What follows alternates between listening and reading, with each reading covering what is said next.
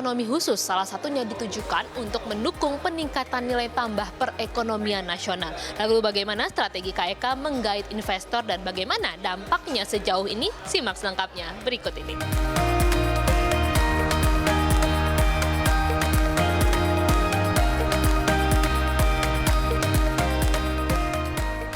Sekretariat Jenderal Dewan Nasional Kawasan Ekonomi Khusus atau KEK mengadakan rapat kerja nasional untuk mengevaluasi kinerja KEK selama triwulan pertama 2024. Secara kumulatif, hingga triwulan pertama tahun 2024, 20 KEK telah mencatatkan realisasi investasi sebesar 187,5 triliun rupiah dengan menyerap 126.506 orang tenaga kerja. Capaian positif ini berlangsung di tengah kondisi ekonomi global yang tidak pasti.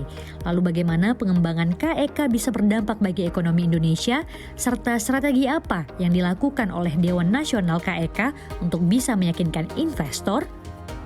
Untuk menjawabnya telah hadir bersama kami Bapak Susi Wiono Mugiarso, Sekretaris Kemenko Perekonomian sekaligus Ketua Pelaksana Dewan Nasional KEK. Realisasi investasi di KEK ini kira-kira akumulasinya sebesar 187,5 triliun.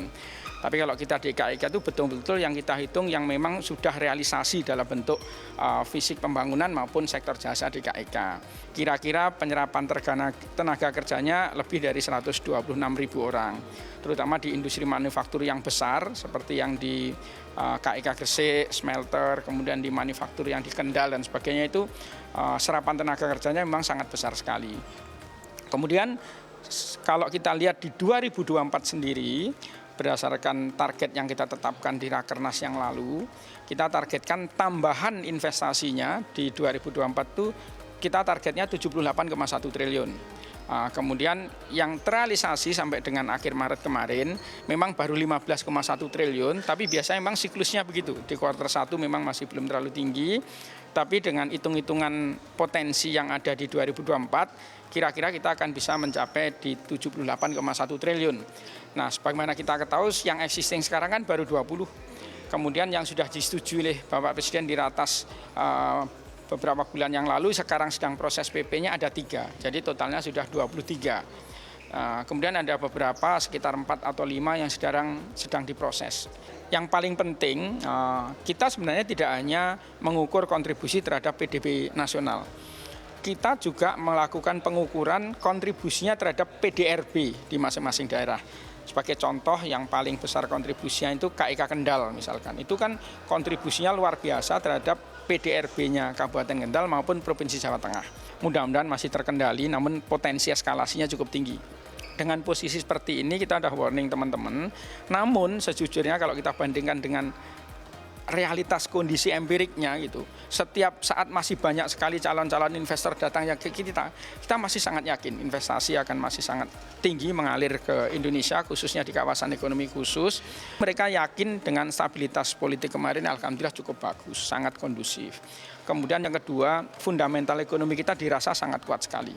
Kalau lihat fundamental makronya cukup kuat, stabilitas politik sangat kondusif.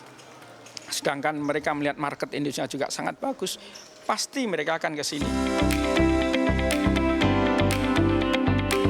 Kawasan ekonomi khusus merupakan kolaborasi antara pemerintah dan swasta dalam mengembangkan pusat ekonomi baru. Pemerintah berperan sebagai regulator dalam memberikan insentif dan mendukung infrastruktur di sekitar kawasan. Sedangkan Badan Usaha Pembangun dan Pengelola atau BUPP memiliki kewajiban untuk membangun dan mengembangkan kawasannya sehingga siap menjadi tujuan investasi. Sementara itu, PLT Sekretaris Jenderal Dewan Nasional KEK Rizal Edwin Manansang mengungkapkan kesesuaian sektor industri menjadi salah satu pertimbangan utama bagi investor di KEK, sehingga pemerintah mendorong pengembangan KEK yang memiliki spesialisasi di bidang tertentu seperti pengolahan kelapa sawit di KEK Seimangke dan industri pengolahan boksit di KEK Galang Batang. Penunjukan kawasan ini mempertimbangkan keunggulan geoekonomi dan geostrategi guna memaksimalkan fungsi KEK untuk menampung kegiatan industri ekspor-impor dan kegiatan ekonomi lainnya yang memiliki nilai ekonomi tinggi dan daya saing internasional. Baik Mbak Mira, jadi ada beberapa tema yang menarik bagi investor untuk investasi di KEK. Yang pertama, yang KEK yang bertemakan manufacturing. Ya, contohnya adalah seperti KEK Galang Batang, kemudian KEK Kendal, Gresik, dan juga Semangke. Karena mereka memiliki anchor investor yang sudah kuat, kemudian juga ada fasilitas infrastruktur yang sudah tersedia dan baik, dan juga bagaimana mereka memiliki fasilitas-fasilitas insentif fiskal yang tentunya sangat menarik bagi investor. Kemudian yang kedua adalah yang bertemakan pariwisata. Contohnya adalah KEK Sanur, KEK Kura-Kura Bali, Tanjung Kelayang, dan sebagainya. Karena ada event-event internasional maupun nasional yang dilakukan di sana. Contohnya adalah KEK Mandalika, ada MotoGP di sana ya. Dan ini merupakan memiliki atraktiveness yang sungguh menarik bagi para investor. Dan yang ketiga juga ada KEK yang memiliki tema kesehatan, kemudian pendidikan, juga digital. Seperti misalnya di KEK Singasari. Pengembangan kawasan ekonomi khusus di sektor jasa lainnya seperti kesehatan, pendidikan, MRO, dan ekonomi digital yang diharapkan mampu menahan devisa yang keluar sekaligus menambah devisa baru. Keberadaan KEK yang telah memberikan dampak ekonomi di berbagai bidang seperti serapan tenaga kerja, pemberdayaan masyarakat sekitar, pemberdayaan UMKM, peningkatan aktivitas ekonomi, hingga terbentuknya pusat-pusat perekonomian baru di daerah. Kolaborasi menjadi kunci mengembangkan kawasan ekonomi khusus sehingga dampak ekonomi yang telah dirasakan masyarakat dapat terus berlangsung. Ya, kami berharap semoga dari kementerian dan lembaga juga bisa mendukung kemudahan-kemudahan yang diberikan kepada para investor. Tentunya ini menjadi daya tarik tersendiri ya. Kemudian juga bagaimana kita bisa menyediakan infrastruktur yang mendukung adanya kegiatan di KEK, baik itu jalan tol, kemudian infrastruktur telekomunikasi, kemudian itu listrik dan juga ketersediaan air bersih. Itu merupakan yang kita mintakan dukungan dari kementerian dan lembaga terkait.